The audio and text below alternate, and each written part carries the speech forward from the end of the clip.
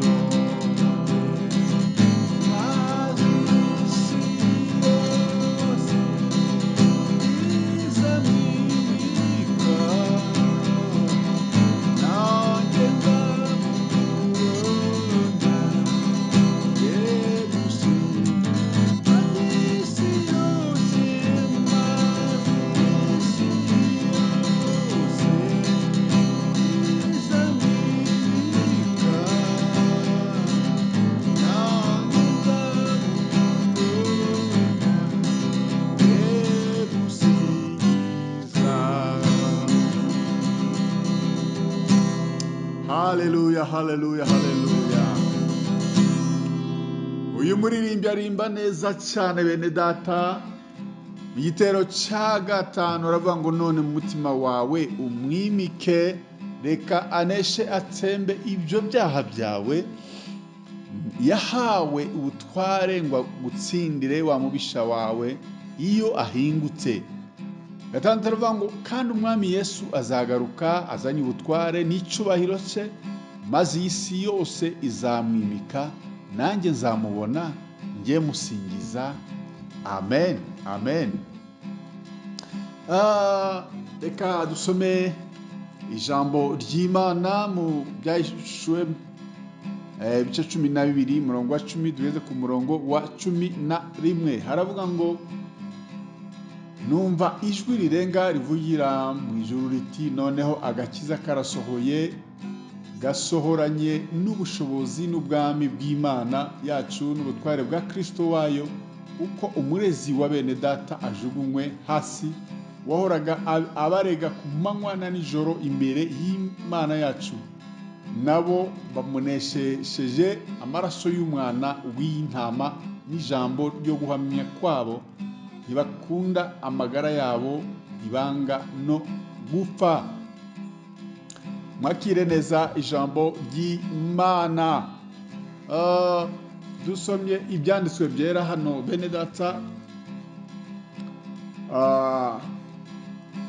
muri Yobu mu bice 7 umurongo wa mbere haratubwira ngo mbese umuntu akiri mu isi ntaba afashe igihe mu ntambara, n'iminsi ye si nk'iyukorera ibihembo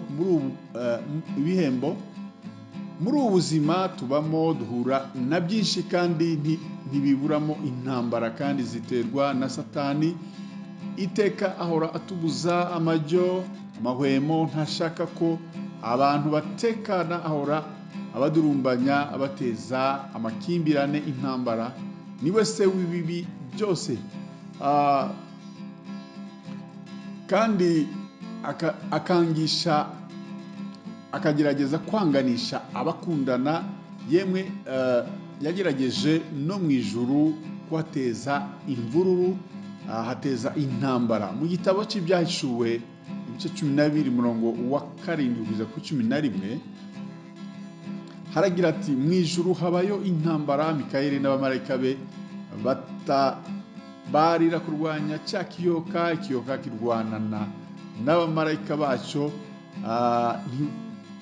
ntibanesha. kandi mu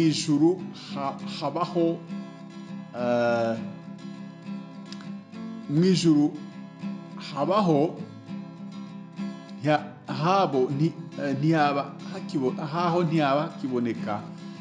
Cya kiyoka kinini kiracibwa, ari cyo ya nzoka ya kera yitwa umwanzi na Satani, ari cyo kiyobya abari mu isi bose, nuko kijugunyanwa nacyo.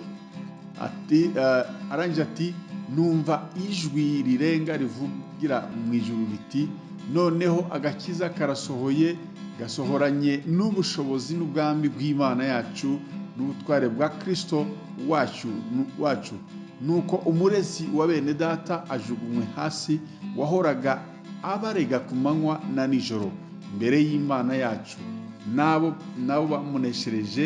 bamuneshesheje amaraso y'umwana w'intama n'ijambo ryo guhamya kwabo, ntibakunda amagara yabo, ntibanga no gupfa.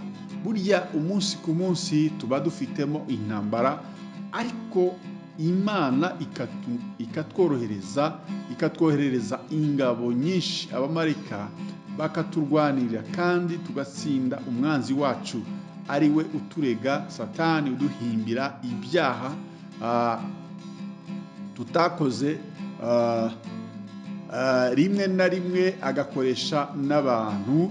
Byashoboka ko nawe wowe waba uri mu bihe nk'ibi.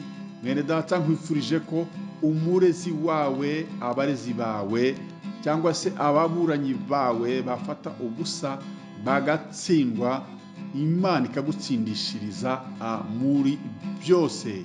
Yesu Kristo niwe uturwanirira, niwe utuneshereza umurezi cyangwa se abarezi bacu cyangwa se ababuranyi bacu. Ijambo ry'Imana ridufashe kandi ritugire neza. Amen. Dusenge.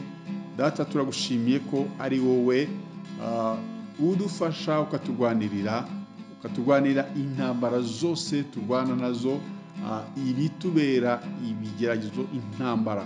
Ndasabye kugira ngo iki cyumweru tuzatangira, Uwiteka, intambara tuzahura nazo zose uzaturwanire, uzatuneshereje, kandi abaturega bose bazatsindwe mu izina rya Yesu Kristo. Urakoze, urakarama. Bana natwe muri byose, ni mu izina ryawe ryera Yesu tubisenze. Amen. Mwari kumwe nanone nk'uko bisanzwe na mwene so muri Yesu Kristo, Bishop Apollinaire Musafiri Gakombe, mushumba mukuru w'itorero The Evangelical Covenant Church of Rwanda ICCR.